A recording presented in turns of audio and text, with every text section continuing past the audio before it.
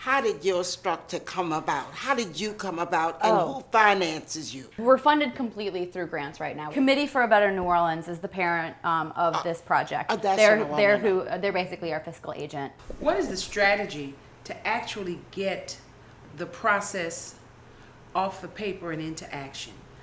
We've been in conversations with several city council members, and we've worked very closely with the City Planning Commission. So we feel like institutionally our relationships with city government towards getting this passed is very, very close. Also, in 2008, if you remember, there was a charter amendment that called for the master plan with the force of law.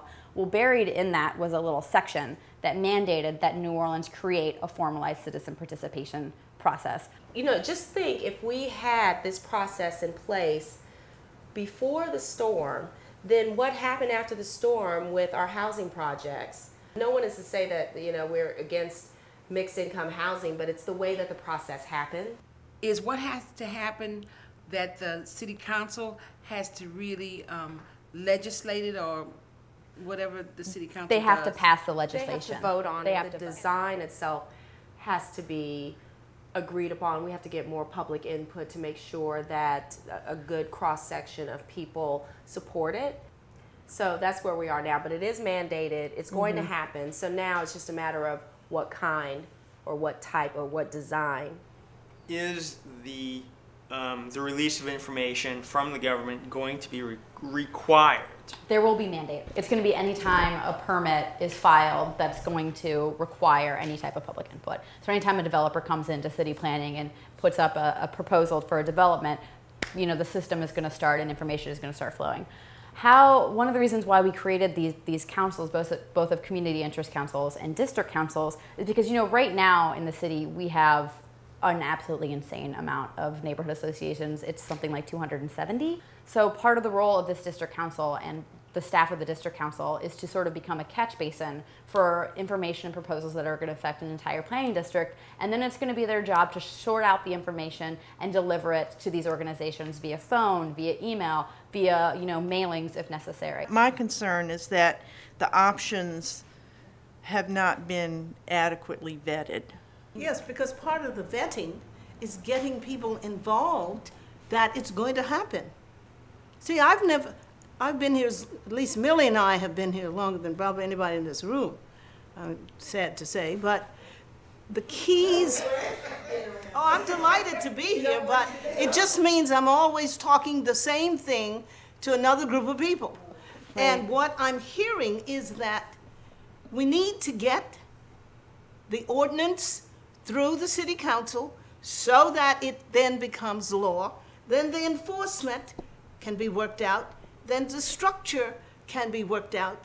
But if we're going to fight about it's too much or da-da-da-dum, it never gets there. I find the system very cumbersome and the expense. That depresses me a little bit, that the cost is a factor when it doesn't seem to ever be a factor when they're doing huge projects that they go off the budget, and maybe we need to be organizing the individuals so that they fight for it, because they can't get into the door unless there is a form of organization. In fact, I was in California in school at the time when Berkeley organized their citizen participation group, and it's all grassroots. They go through a very similar structure.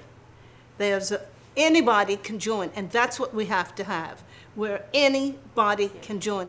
And I would just like to clarify one more thing that there has been some controversy on, but as we've worked on it, people have gotten less apprehensive about it, is the district councils. People worry that a district council would be able to bully their neighborhood into forcing them to have developments or projects that they want to do. But a neighborhood council is really only where the information is going to get distributed and where a staff person is going to be assigned in order to help neighborhoods sort of access resources and civic trainings and opportunities like that. If we only work on connecting all the neighborhoods to city planning, only the neighborhoods that currently have capacity and organizations are going to get connected, and that's going to only enforce inequity even more, because there are tons of areas in the city that don't have neighborhood organizations. If we do just create a system where only neighborhoods and city planning are involved, it really is going to be another system where the neighborhoods that have a lot of political capital and equity and resources will be able to dominate the system again.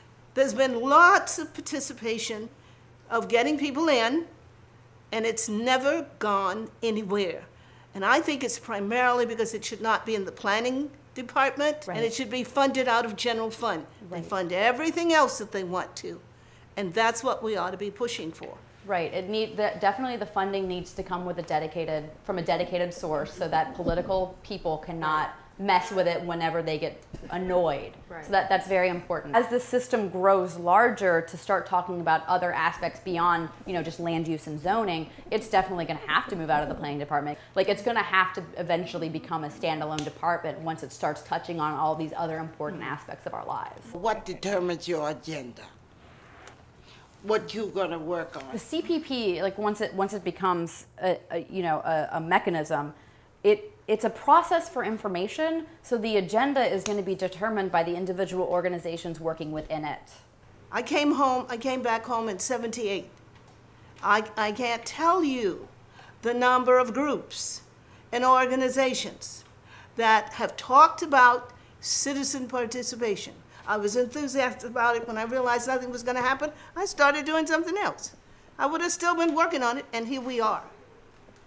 I really recommend. But that's what happened. And that's very true. Glad you said that. That puts it all in perspective. It is very true because, for instance, I know that it gets difficult when we start actually trying to talk about how it's going to work, because there's never going to be a complete resolution, and no one is ever going to be completely happy with what happens. But unfortunately, in order to move forward, it has to go somewhere. We can't just always sit here and argue over the details. When I got involved and became aware of CB&O and its work on citizen participation, I came out of several planning processes.